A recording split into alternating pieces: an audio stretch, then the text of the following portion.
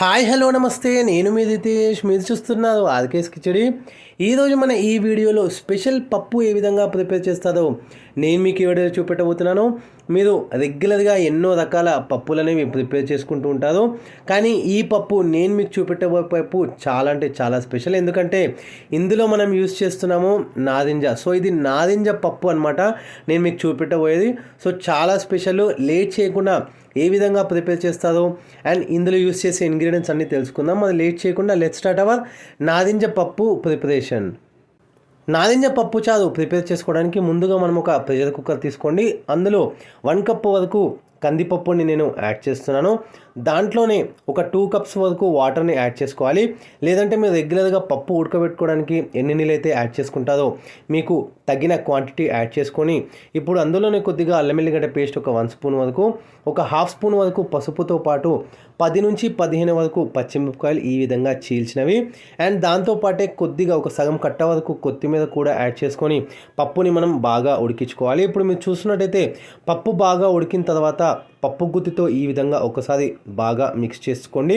ఇప్పుడు ఒక గ్లాస్ వరకు వాటర్ని యాడ్ చేస్తున్నాను, లేదా 2 కప్పుల వరకు వాటర్ని యాడ్ చేసుకొని దాంతోపాటే ఉప్పు టేస్ట్కి తగ్గట్టుగా కూడా యాడ్ చేసుకొని ఒక్కసారి బాగా మిక్స్ చేసుకోండి. ఇప్పుడు సైడ్స్కి ఉండే పప్పు అదంతా కూడా బాగా రిమూవ్ చేసుకొని ఇంకొక సపరేటు గిన్నెలోకి ట్రాన్స్ఫర్ చేసుకుందాము.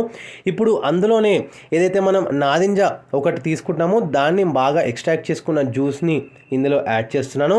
యాడ్ చేసుకున్న తర్వాత బాగా మిక్స్ చేసుకోండి. పప్పు యొక్క క్వాంటిటీని బట్టి మీరు నారింజ అనేది పెంచుకోవచ్చు, తగ్గించుకోవచ్చు. సో నేను ఒక 1 కప్పు వరకు పప్పుకి నేను ఒక నారింజ అనేది తీసుకున్నాను. ఇప్పుడు పక్కన పెట్టుకుందాము.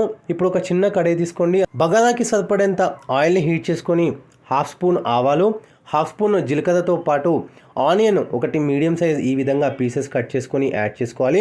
దాంతోపాటు ఒక 2 రెబ్బల కరివేపాకుతో పాటు 5-6 ఎండుమిరపకాయలని కూడా యాడ్ చేసుకొని ఇవన్నీ కూడా గోల్డెన్ బ్రౌన్ వచ్చేంత వరకు మనం ఫ్రై చేసుకొని పప్పులో సర్వ్ చేసుకున్నట్టయితే వేడి వేడిగా ఎంతో టేస్టీగా అండ్ హెల్తీగా నారింజ పప్పు రెడీ అయిపోతుంది.